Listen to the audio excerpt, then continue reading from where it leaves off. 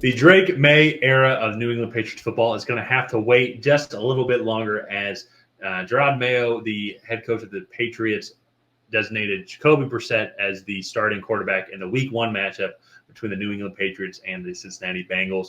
Ryan, I'm very curious to hear your thoughts here in a second, but before we do that, if you have not already, go ahead and subscribe to the Tracy Take. Help out the channel in any way possible. It's greatly appreciated. And while you're at it, go ahead and like this video and leave a comment. Let us know who you think is going to win this Week 1 matchup between the Patriots and the Bengals, and also your overall thoughts if Jacoby Brissett was the right pick to start, or if Drake Maye should just be thrown into the fire.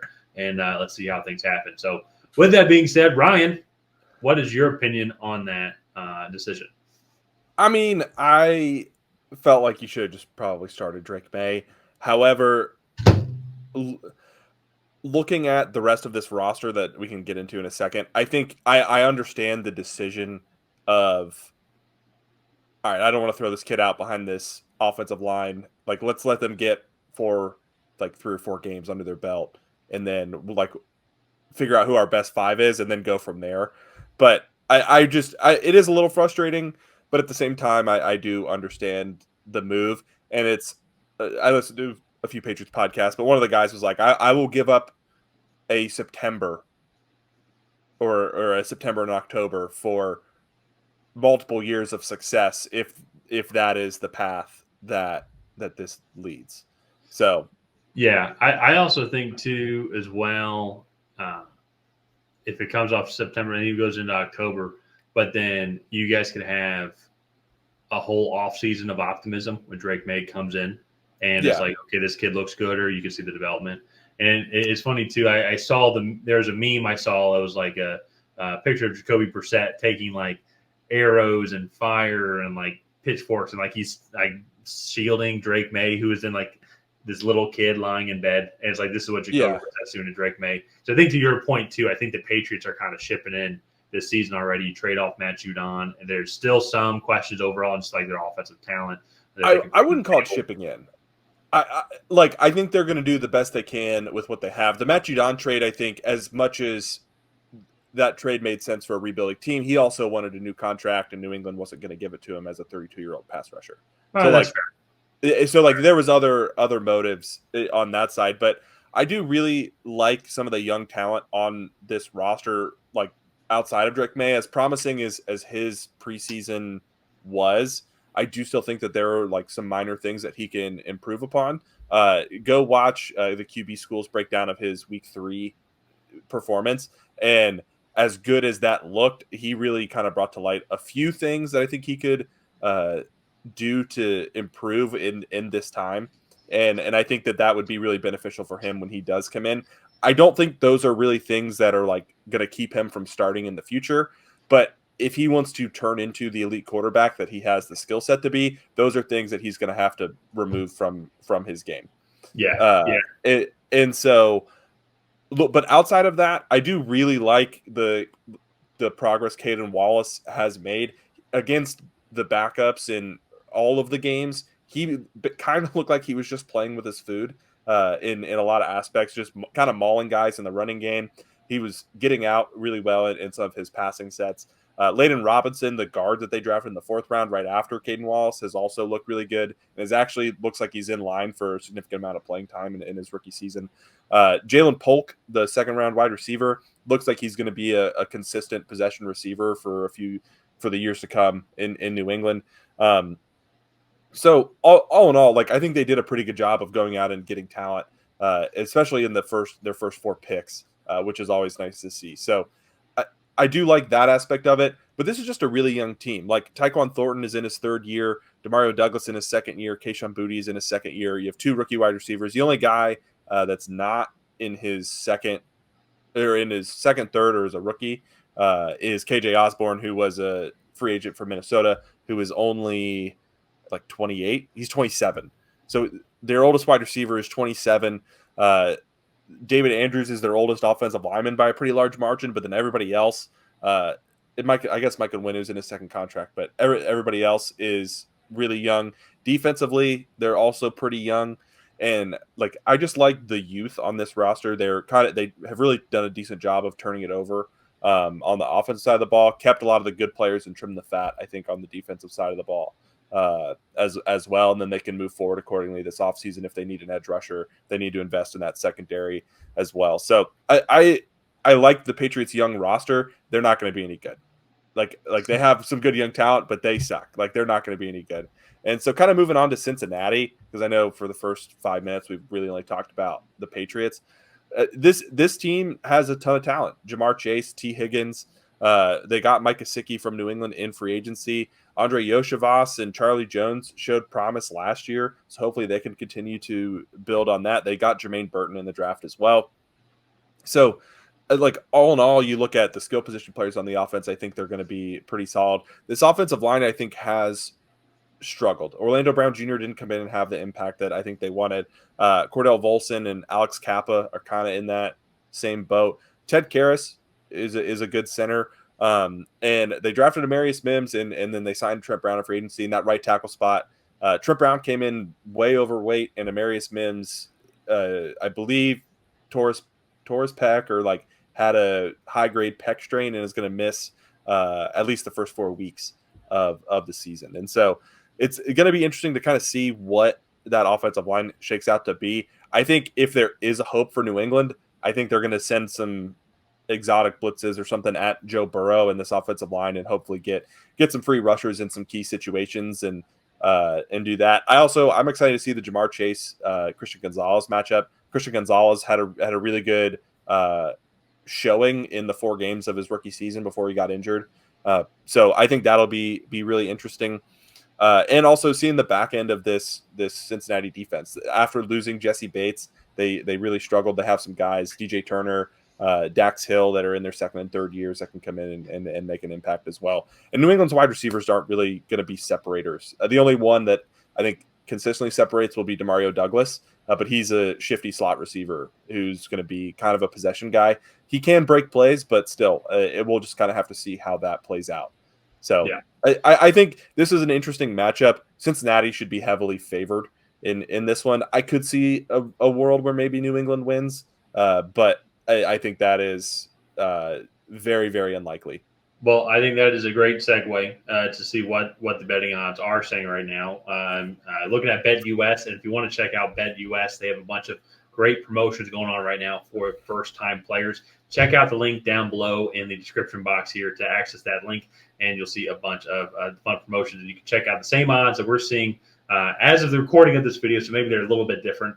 But, yes, Bengals are heavily favored, 9-point favorites, and the over-under at 40.5. Probably assuming the Bengals might score 40 or 41 points and the Patriots might not. I'm just joking, obviously. But you're obviously the Patriots fan, if you couldn't tell by now in the video, and so you did a great job kind of breaking down.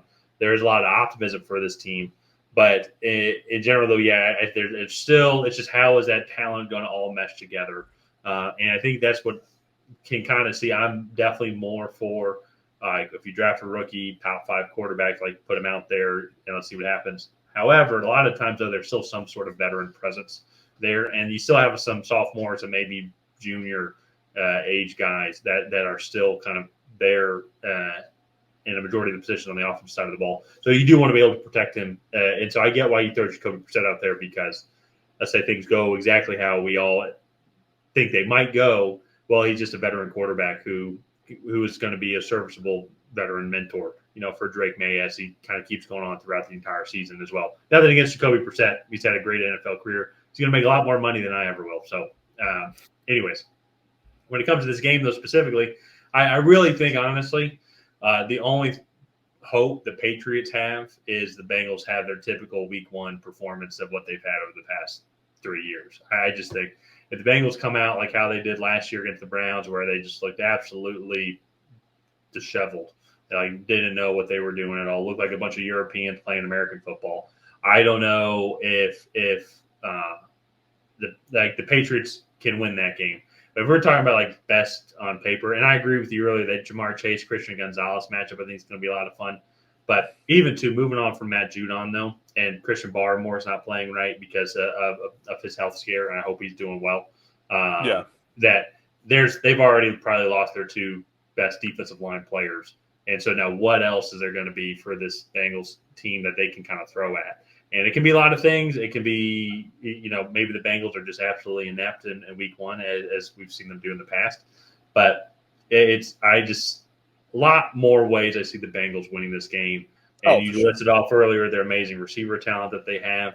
They're going to have a great running back in Chase Brown, who they're saying he's going to split carries with Zach Moss maybe in this week and over the next couple of weeks, but would not be surprised come October if he's the main guy, if he's not already the main guy.